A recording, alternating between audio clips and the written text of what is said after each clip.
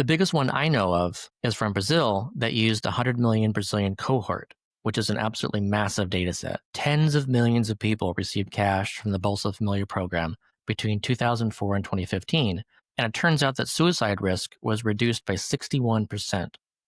Clearly, that kind of massive cohort and duration makes a strong case for mental health improvements via cash.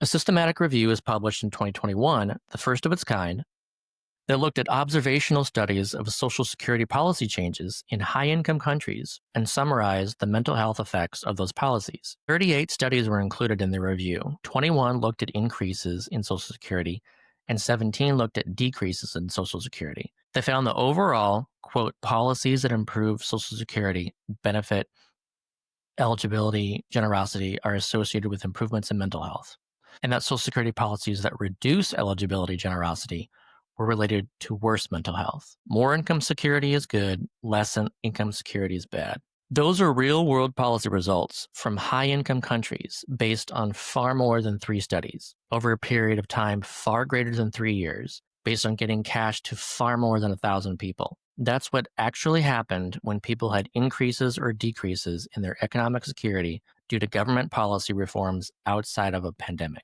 Additional confounds beyond the pandemic, but directly related to it, are the stimulus we did to combat its economic impacts, and also the period of high inflation that followed. Both of those are important to consider. For example, take a household of 2 parents and 2 kids in a control group. It's possible that both parents lost their jobs and got paid $800 a week each in 2020. Maybe that was actually an increase in pay for them. So they went as a household from $3,200 a month to $6,400 a month. That family also got 3 stimulus checks totaling $11,400. They also got the enhanced child tax credit in 2021 for an additional $600 a month. That's a big increase in money.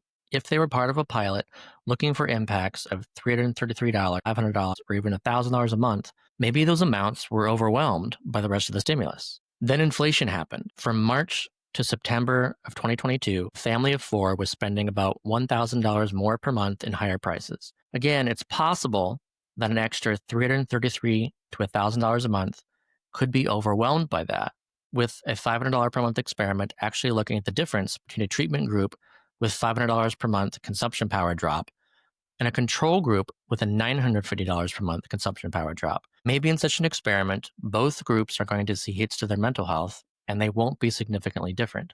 It's important to consider that. All of this is to stress what should be obvious, which is that guaranteed income experiments that occurred between 2020 and 2023 should have an asterisk next to them.